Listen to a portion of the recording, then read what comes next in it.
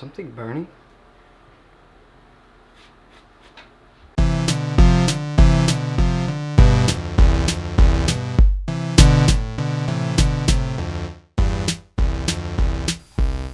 Oh, hello friends. Welcome back to the channel. So it's the first video of the year, and don't be mad at me, but over winter break I did this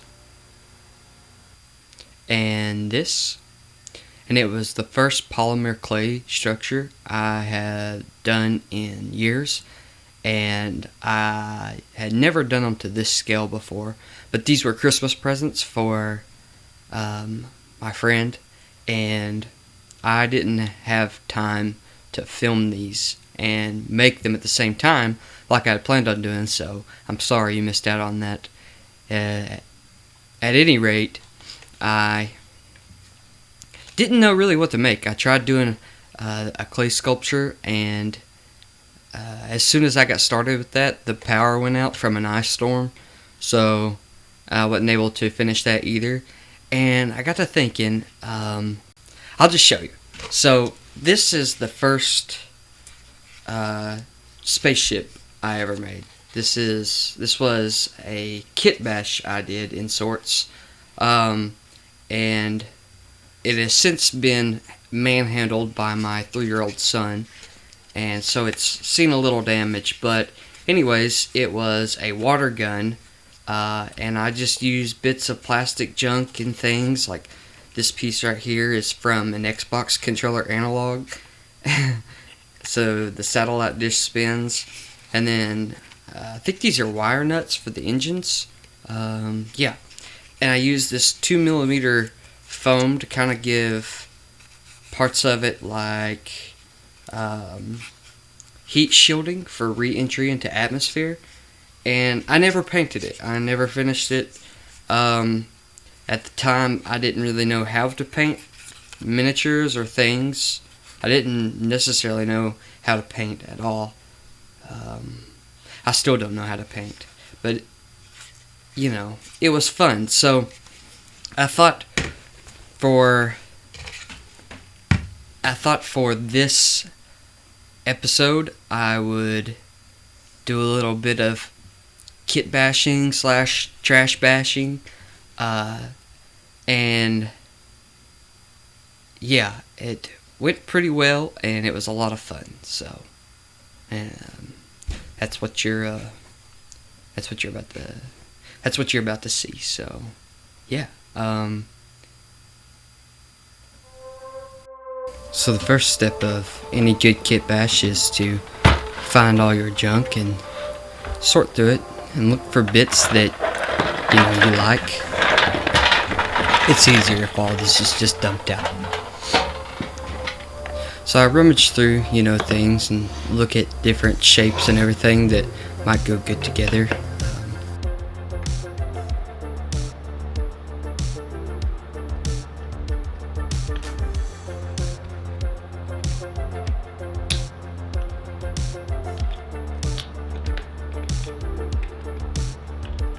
These are little bottles that had shots in them. I'm not an alcoholic. And I thought, okay, those two look good together, so, that's a step forward. My thought was, these would make good engines, so cut the necks off to glue something on. Seems rather difficult. I don't think it's gonna work.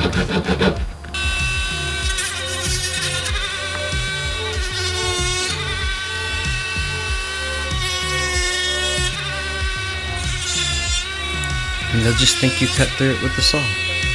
Sand it down. Makes the glue stick a lot better if you sand everything down. That looks awesome. Glue another one on. They're not exactly even, but it works. Then the rest of building with any kind of garbage or trash is just finding different bits that fit together. It's kind of like Lego, but it's trash, so then you take pieces from your children's toys and fit them in. This was a box that my soap comes in. Didn't want to throw the box away. It looked really cool. I was like, I'll keep that. And then ended up cutting it up anyways and using it for this. Fill it with foam to give it a little bit of density.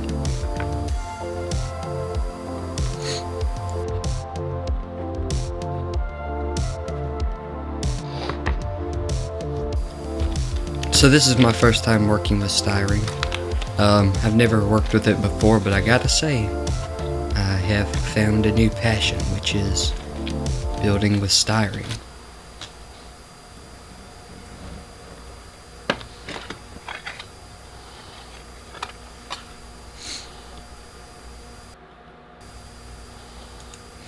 And if you don't know, this stuff right here is styrene. It comes in these packages, and you get like 2 or so sheets, 3. I think there's 2 here. This is 40 thou, so it's 0.040, 1 millimeter thick, and just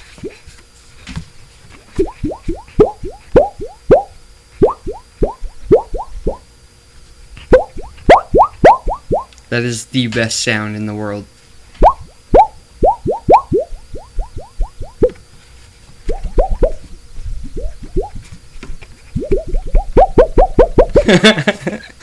Anyways, yeah, this is styrene.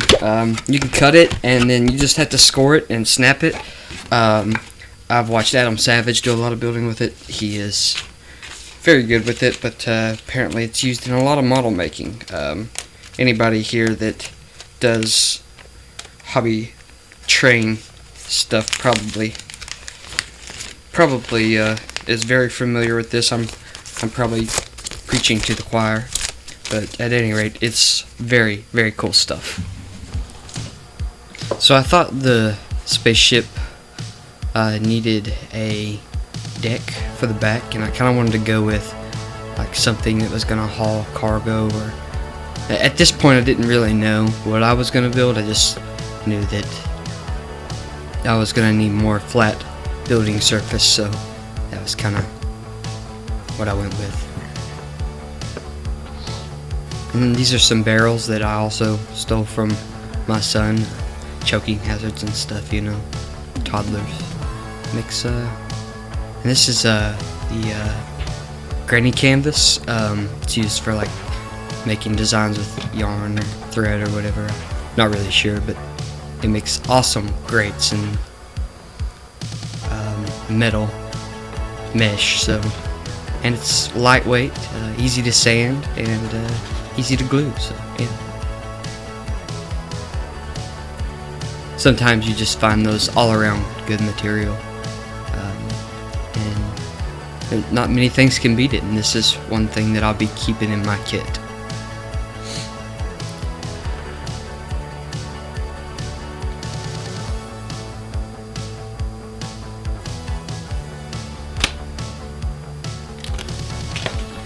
So this is more styrene. This is styrene I-beams.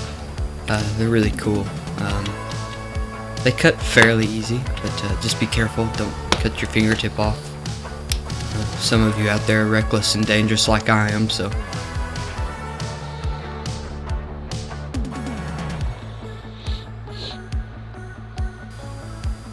Don't say that I didn't warn you about cutting your fingers off. Remember, kids, safety first.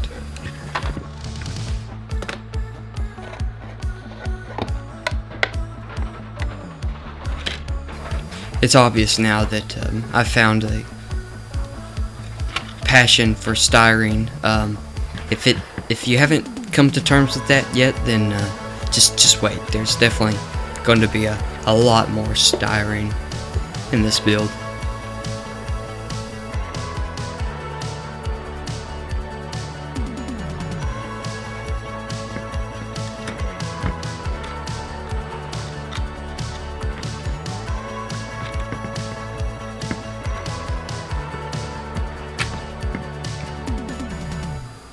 So now it was time to add some details to the ship. So I cut some wire and used tiny little zip ties to hold it all together. Everybody likes a clipping montage, and might release this ASMR, I don't know. Just kidding. That would be kind of boring if it was all just ASMR, right?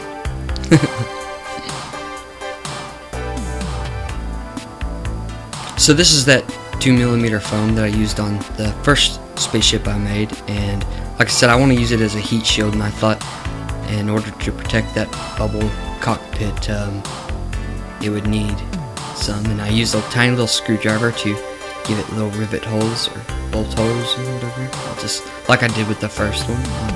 Makes it for good detail after you wash it and paint it and wash it again.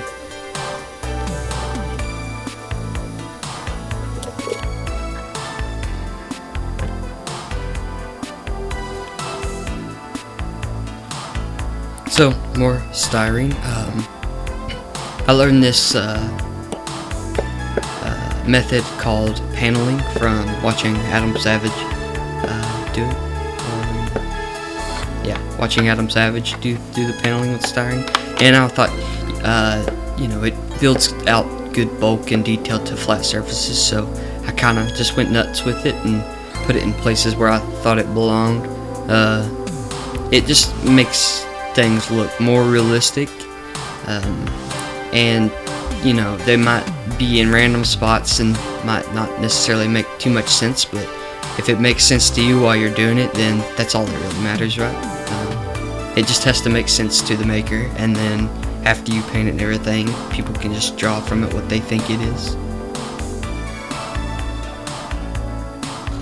The next step is Greeblies, which is so much fun. I used a little bit of kit bashing for this. This is from a USS Arizona battleship, 1/467 scale or something like that.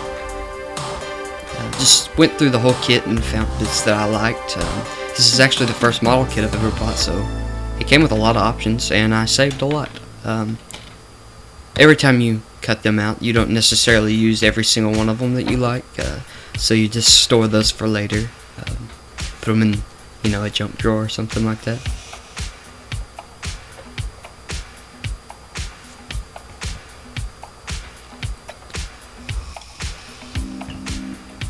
And then the same thing with the paneling. You just kind of take the Greeblies and you place them where it makes sense, and detail. This just brings out more detail in the build, and also, you know, some parts can help add scale, which is important, I guess, if you're into that sort of thing, trying to give it scale.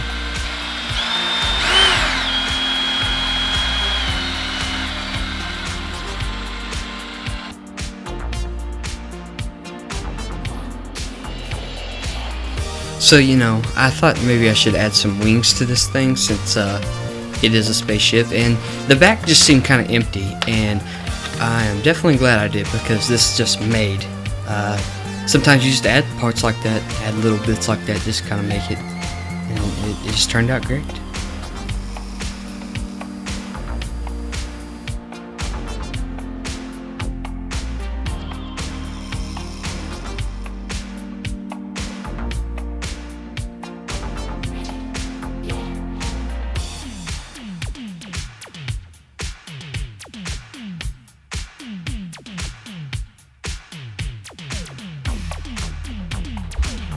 The first part of my painting process, I wanted to add rust to this thing, because it ended up, you know, becoming kind of like a little, like a tow truck spaceship, like a tugboat spaceship, and so I added baking powder and like a brown orange kind of paint, and just made it. It's gritty and it has texture to it, and that just makes things look more realistic.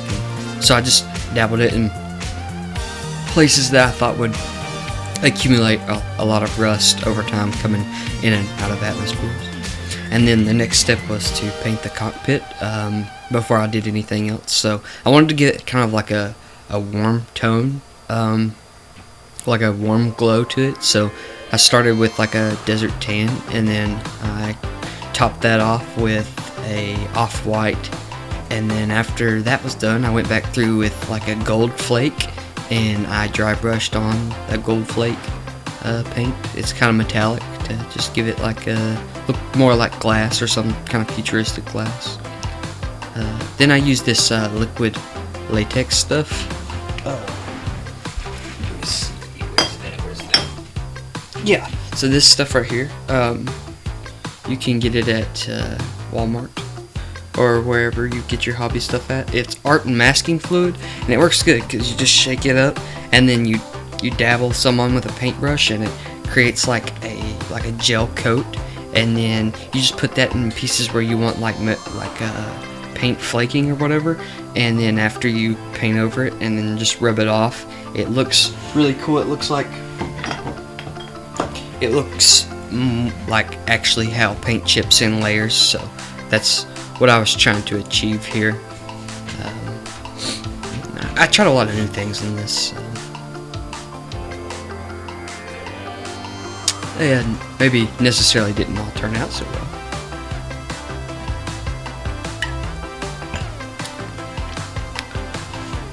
And then I couldn't decide if I wanted to go olive drab with this, but I'm a sucker for olive drab. It's one of my favorite colors, so I was just like, let's change it up and try something different.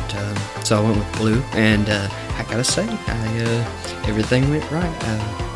Yeah, turned out really good.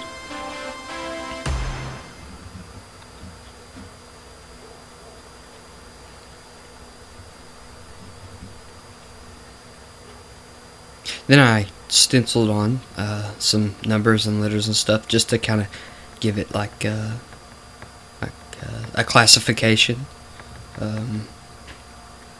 And I also used a metallic silver kind of metal look, and then after I had done all my stenciling, I went back through and just kind of dry brushed everything, and after that I gave it a couple washes with paint, and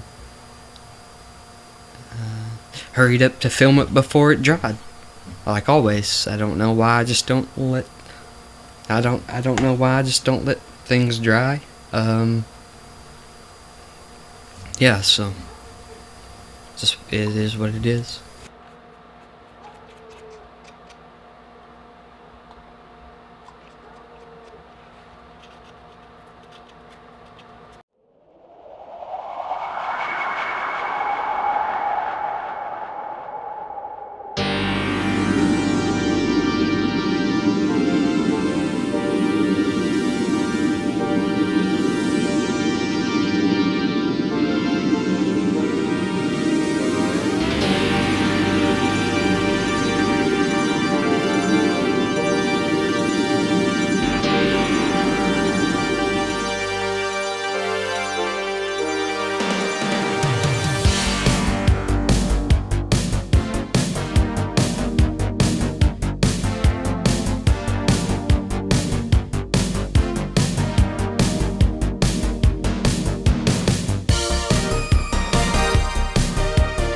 Thanks for watching. If you haven't yet, be sure to subscribe and leave me some comments. Tell me what you think, if you want to see more of this, and maybe I explore some of this this world in my mind a little bit more and build more things like this. Just let me know. And yeah, we'll see you all on the other end of the trail.